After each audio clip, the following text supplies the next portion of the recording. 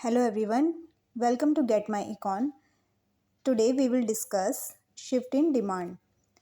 It is a situation in which demand changes due to change in the other factors than price.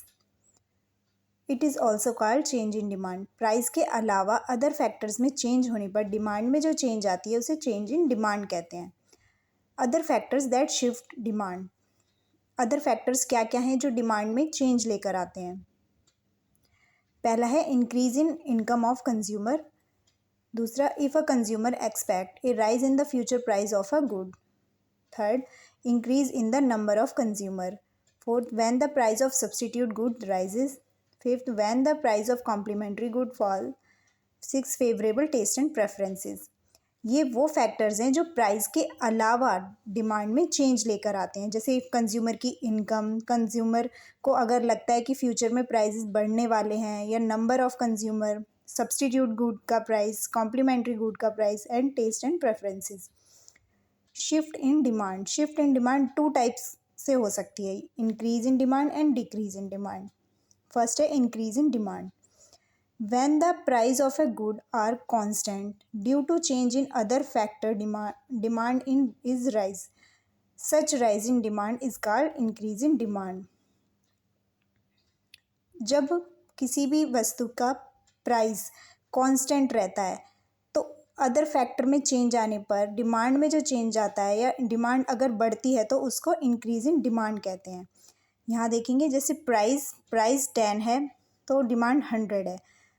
इधर price 10 है लेकिन demand बढ़कर 200 हो गई है. यहाँ डिमांड कर्व में देखते हैं, जैसे प्राइस 10 है तो यहाँ पे डिमांड 100 है, लेकिन प्राइस 10 होने पर भी इधर अदर फैक्टर्स के चेंज होने पर डिमांड चेंज होकर बढ़कर 200 हो गई है. तो डिमांड कर्व डी से D1 शिफ्ट हो जाता है. तो ये जो डिमांड कर्व राइटवर्ड शिफ्ट हुआ है तो इसको इंक्रीज इन डिमांड कहेंगे, यानी कि डिमांड इंक्रीज हो गई. Rightward shift in demand D से D1. दूसरा है decrease in demand. When the price of a good are remain constant due to change in other factor, demand are decrease. Such decrease in demand is called decrease in demand. Price constant है अगर, और other factors में change आने पर demand decrease हो जाती है तो उसको डिक्रीज इन डिमांड कहते हैं.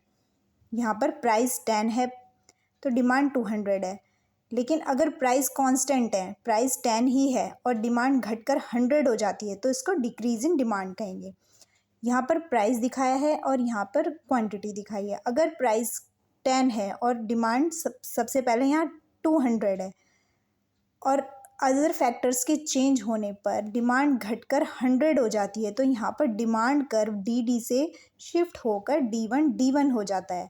इसको लेफ्टवर्ड शिफ्ट इन डिमांड कहा जाता है, यानी कि डिमांड डिक्रीज होने पर डिमांड कर्व डी से लेफ्टवर्ड शिफ्ट होकर D1 हो गया, इसलिए इसको डिक्रीज इन डिमांड कहा जाएगा due to other factors. Thank you.